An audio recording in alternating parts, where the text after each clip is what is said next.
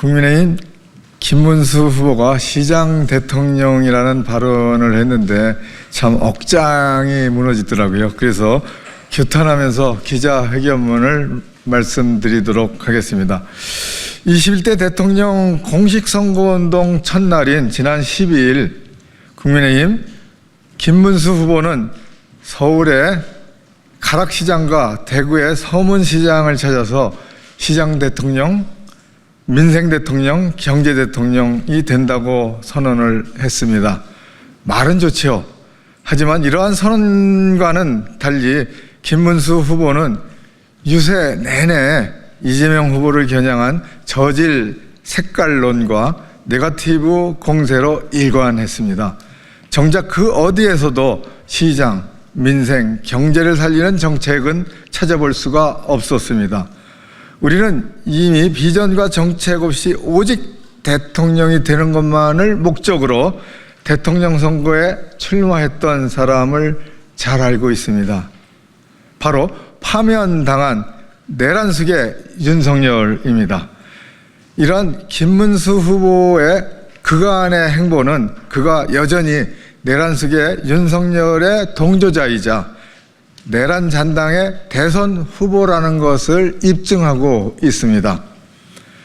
그날 김문수 후보는 여러 차례 강조한 대구 사랑에도 불구하고 대구와 서문시장 지역경제 상황은 녹록치 않습니다.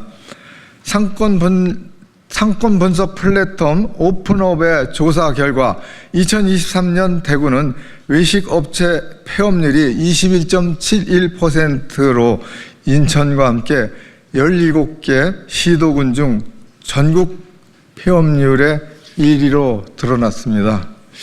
또한 한국은행은 대구의 지역 중소기업 대출 연체율 증가 폭이 전국에서 가장 높은 것으로 드러났습니다. 안타깝습니다.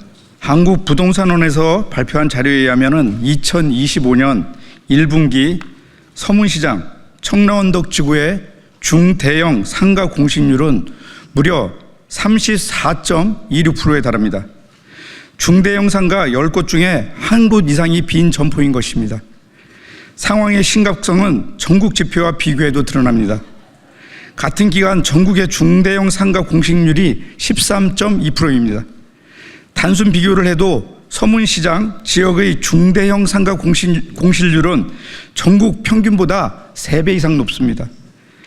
대구에는 지역화폐도 민생지원군도 없습니다. 과연 국민의힘과 김문수 후보의 대구 사랑 실체가 무엇인지 묻지 않을 수 없습니다. 내란숙의 윤석열은 대통령 취임 후 부자 감세와 민생 외면이라는 일관된 기조로 민생 경제를 파탄내버렸습니다. 고물가 고금리로 전국의 소상공인 자영업자가 생사의 경계를 넘나드는 순간에도 875원 대파로 대표되는 특유의 자화자찬 행보로 많은 국민의 공분을 자아냈습니다.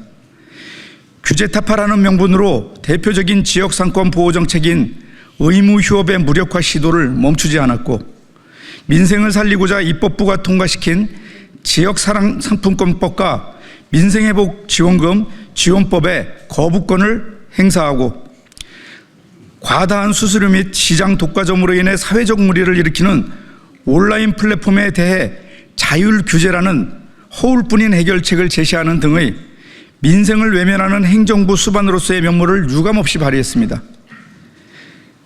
여기에 그나마 연말연시 특수를 간절히 기대했던 소상공인 자영업자에게 내란 계엄이라는 핵폭탄급 결정타를 날렸습니다.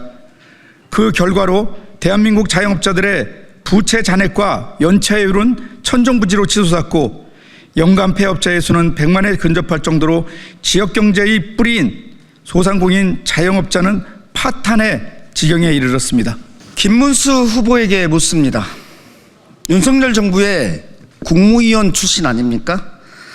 민생을 파탄낸 윤석열 정부의 민생 경제 정책에 어떻게 생각하십니까? 더 나아가 민생 정책을 절단낸 내란 계엄 행위에 대해서 어떻게 평가합니까? 또 회복과 성장을 위해 어떤 공약과 정책을 제시하고 있습니까?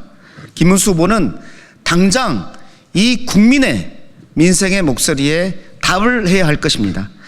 2025년 5월 14일 더불어민주당 진짜 대한민국 중앙선거대책위원회 민생 살리기 본부